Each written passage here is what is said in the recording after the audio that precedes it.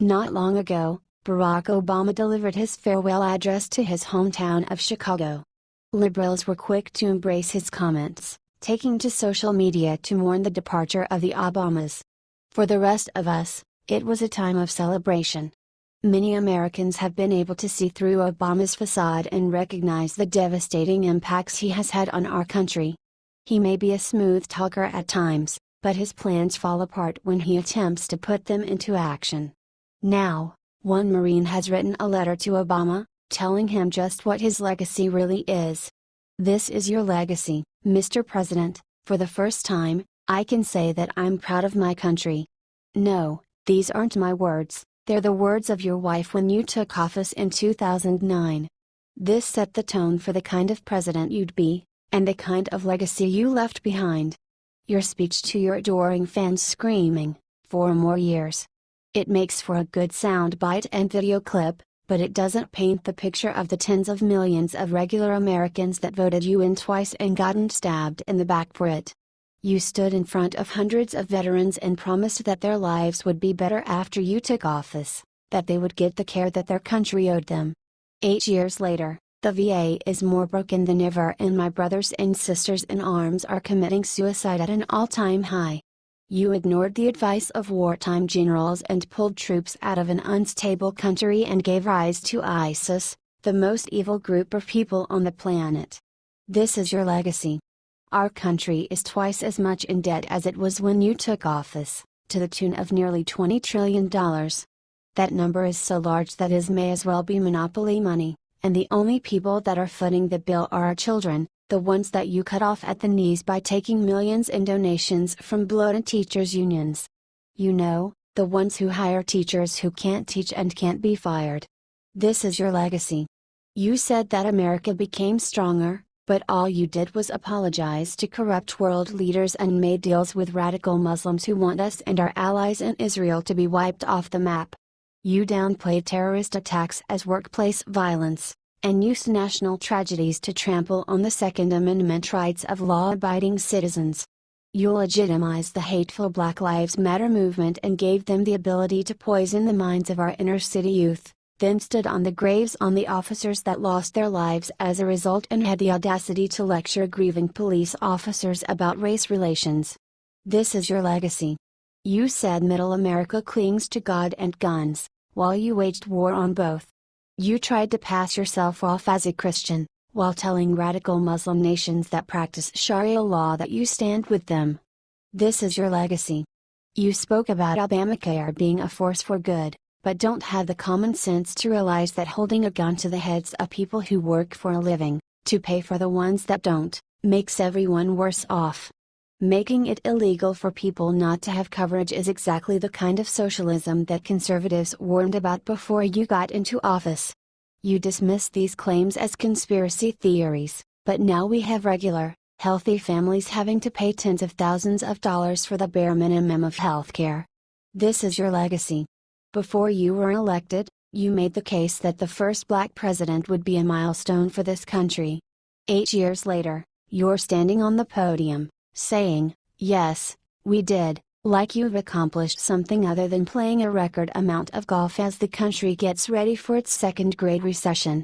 This is your legacy.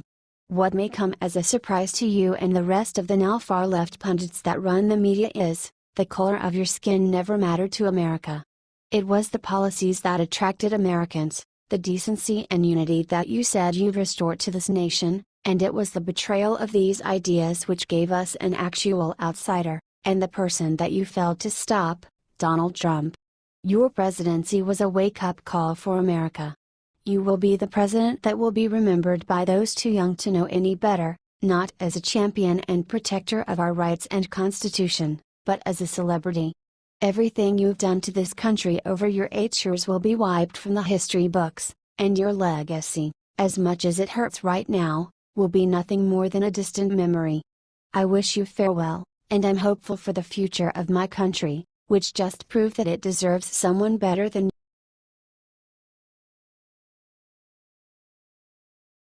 Disrespectful snowflakes who walked out on Pence get hit with bad news.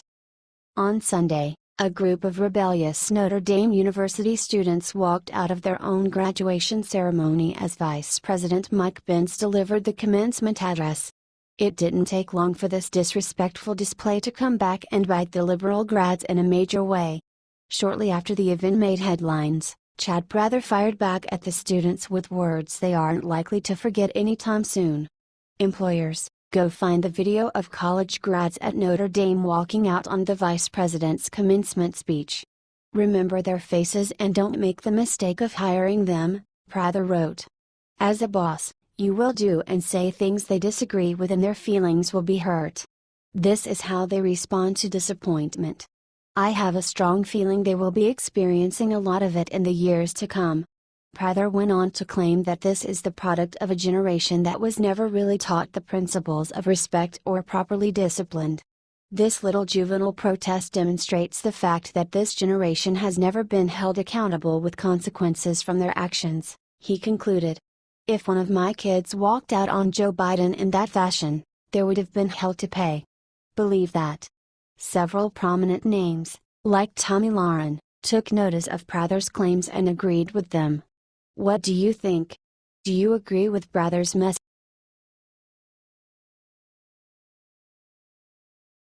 Obama gives warning to all Americans.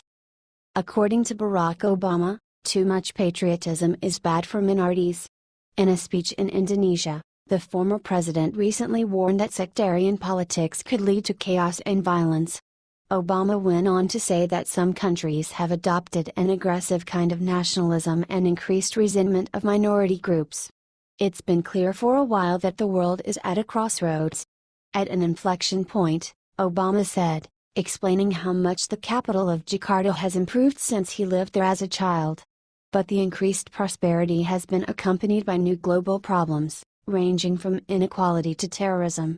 If we don't stand up for tolerance and moderation and respect for others, if we begin to doubt ourselves and all that we have accomplished, then much of the progress that we have made will not continue, he said. What do you think of Obama's comment?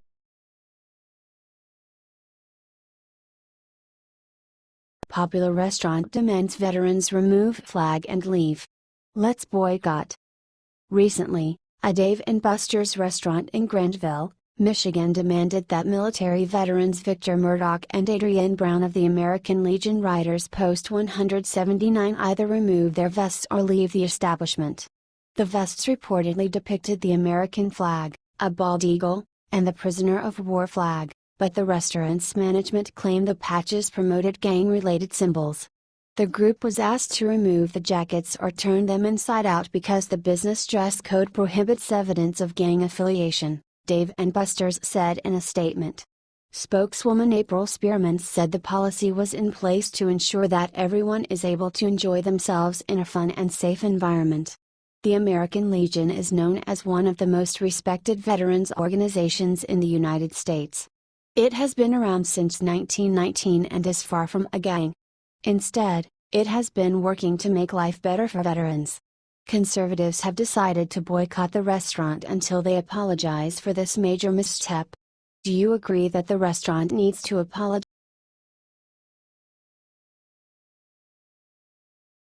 Melania Trump puts Michelle Obama in her place after she steps out of line. Barack and Michelle Obama have gone completely silent on their social media accounts while traveling internationally. The former presidential couple didn't even bother to acknowledge Independence Day, a day that all Americans should recognize with pride and patriotism. In stark contrast, President Trump and First Lady Melania Trump celebrated the occasion with members of the military and their families. The First Lady stood out as elegant, poised, graceful, and respectful of those who have served to protect our country's many freedoms. Melania is a remarkable First Lady. Do you agree?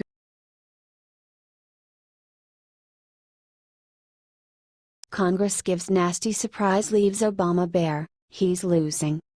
It's clear that Barack Obama planned on raking in millions on the paid speaking circuit while receiving an annual $400,000 pension, but as it turns out the free ride could be over him. According to reports, Congress is preparing to introduce a bill that would stop a president's pension if they take outside income of $400,000 or more. Last year, Obama made the controversial decision to veto this bill. Recently, when he accepted $400,000 to give a speech on Wall Street, the bill's sponsors announced they would be reintroducing the measure in hopes that President Donald Trump will sign it. The Obama hypocrisy on this issue is revealing, noted Representative Jason Chaffetz, our Utah and chairman of the House Oversight and Government Reform Committee. His veto was very self-serving. Chaffetz and Senator Joni Ernst are now gearing up to introduce the Presidential Allowance Modernization Act. This bill would cap presidential pensions at $200,000 and give them another $200,000 for expenses.